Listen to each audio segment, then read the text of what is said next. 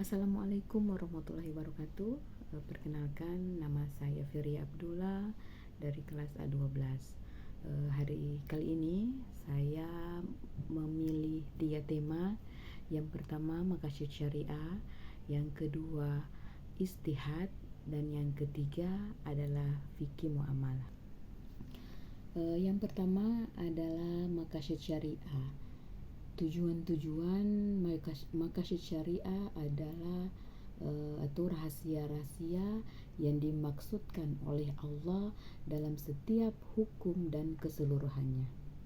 Adapun 5 pokok yang termasuk maqasid syariah adalah menjaga agama, menjaga jiwa, menjaga akal, menjaga keturunan, dan menjaga harta. Nah, maqasid syariah ini ada sejak abad keempat Hijriah.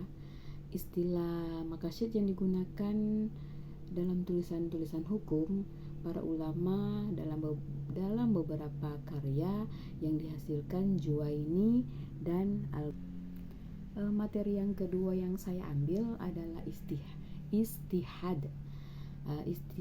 Istihad merupakan proses penetapan hukum syariat dengan menggunakan semua pikiran dan tenaga secara bersungguh-sungguh. Proses istihad bertujuan untuk menciptakan solusi dalam pertanyaan hukum yang belum dijelaskan dalam Al-Quran dan hadis tentunya.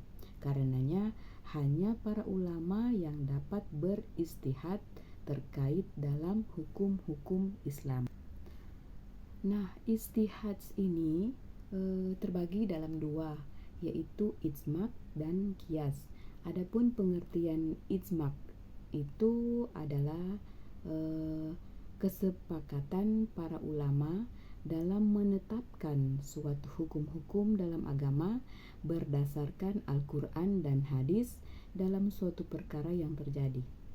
Namun secara etimologinya ijma' mengandung 2 arti. Yang pertama memiliki arti kesepakatan atau konsensus.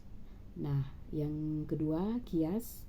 Qiyas ini adalah menyamakan sesuatu yang tidak memiliki nas atau hadis hukum dengan sesuatu yang ada nas hukumnya berdasarkan kesamaan ilat atau kemaslahatan yang diperhatikan syarak.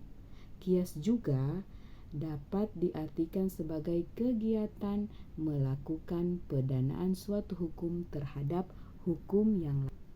Bisa dicontohkan dalam kegiatan sehari-hari atau kehidupan zaman sekarang. Contoh ijtihad itu misalnya para ulama melakukan ijtihad dalam proses penentuan 1 Ramadan atau 1 Syawal. Mereka akan berdiskusi, bermusyawarah untuk menetapkan hari Syawal ataupun 1 Ramadan berdasarkan perhitungan serta hukum Islam yang berada sebelum-sebelumnya.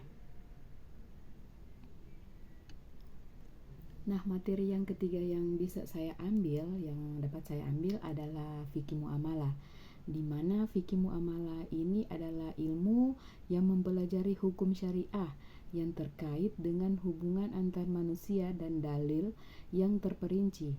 Contohnya yang asik dalam Islam diantaranya bersikap ramah terhadap pembeli ketika membantu ibu di warung, memberi makan pada hewan yang dikorbankan, dan berbagi hadiah kepada teman untuk mempererat persahabatan ataupun silaturahmi.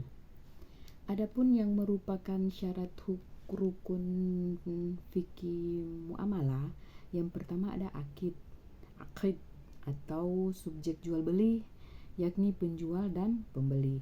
Yang kedua maqud alaik, objek jual beli, yakni harga dan barang.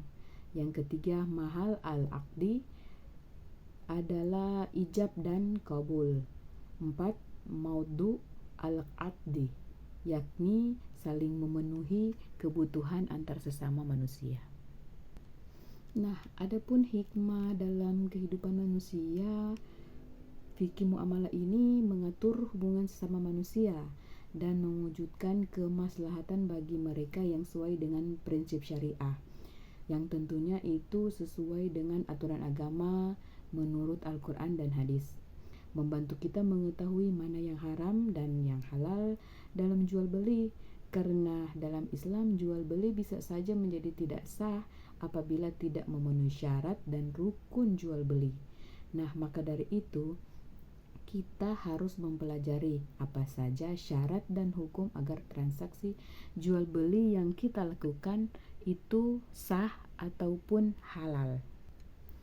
Nah, dalam fikih jual beli ini juga bisa disebut dengan istilah al-ba'i yang berarti menjual atau mengganti atau juga menukar sesuatu dengan sesuatu yang lain. Biasanya dalam bahasa Arab bisa digunakan untuk pengertian lawannya, yaitu kata syirah, atau dalam bahasa Indonesia yang berarti beli. Dan yang terakhir adalah fikih munakahat, adalah aturan hukum tentang pernikahan, mulai dari akad nikah hingga aturan-aturan tentang kehidupan berumah tangga. Urgensitas fikih munakahat ini sangat besar.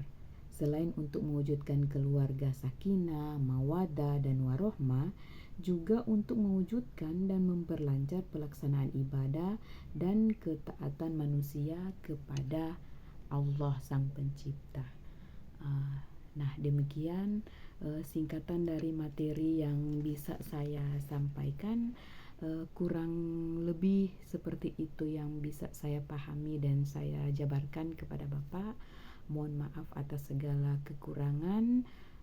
Wassalamualaikum warahmatullahi wabarakatuh.